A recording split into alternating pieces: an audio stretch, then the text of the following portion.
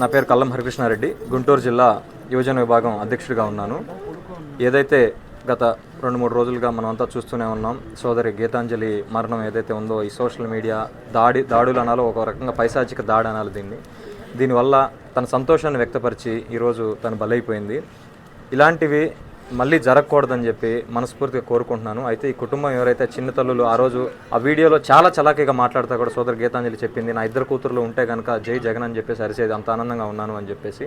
అయితే ఈ social media ఎటు వెళ్తుంది అనేది కూడా ఒక విషయం అందరూ ఆలోచన చేయాలి. మనం గమనిస్తే కనుక 2 సంవత్సరాల క్రితం బెండపూడిలో 2 విద్యార్థులు ఇంగ్లీష్లో మాట్లాడితే ఏదో ఒక పైశాచిక ఆనందం పొందుతూ వాళ్ళ మీద కూడా దారుణంగా ట్రోల్ చేశారు. కాకపోతే వాళ్ళ చిన్నపిల్లలు ఇవన్నీ తెలుసుకునేంత శక్తి వాళ్ళకి లేదు కాబట్టి, వాళ్ళ తల్లిదండ్రులు వాళ్ళకి తోడుగా ఉన్నారు కాబట్టి వాళ్ళు కొంచెం ధైర్యంగా నిలబడ్డారు.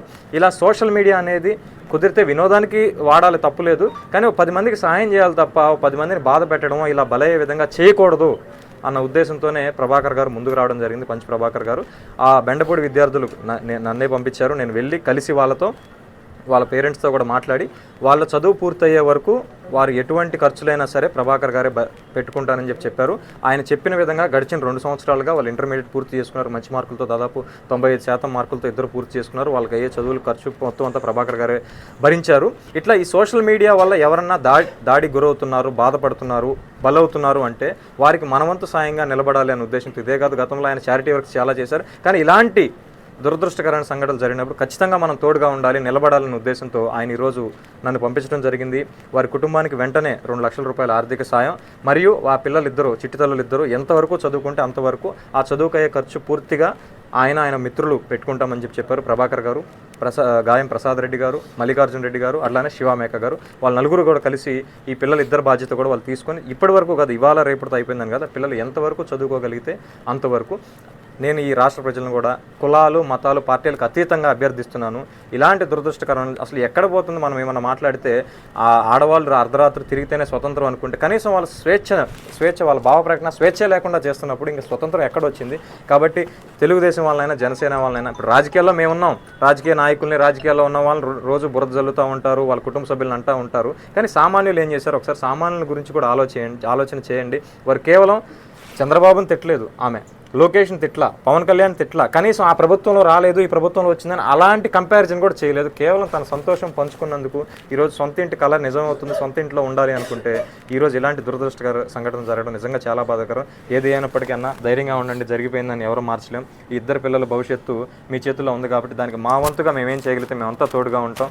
మీరు ధైర్యంగా ఉండి వాళ్ళని కూడా బాగా చూసుకోవాలని కోరుకుంటాం. Thank you.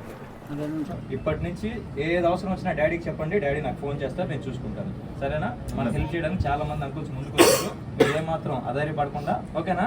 ఉంటారా? స్ట్రాంగ్ ఉంటారా? డాడీ చెప్పి మాట వింటారా? ఇద్దరు డాక్టర్లు అవుతారండి. ఎంతవరకు చదివించాలనుకుంటే అంతవరకు చదివించండి. నా ఫోన్ నెంబర్ మీకు ఇస్తాను, మీకు ఎప్పుడు అందుబాటులో ఉంటాను. ఏ ఇబ్బంది వచ్చినా సరే మీరు చెప్పండి, మీకు సాయం చేయడానికి కొన్ని 100 మంది ఉన్నారు. వాళ్ళ తరఫున, ఇప్పుడు అమెరికాలో వాళ్ళ తరఫున నన్ను పంపించారు.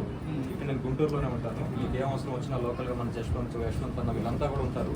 ఏం అవసరం వచ్చినా సరే నాకు చెప్పండి, నేను వాళ్ళ ద్వారా మాత్రం బాగా చదివించండి.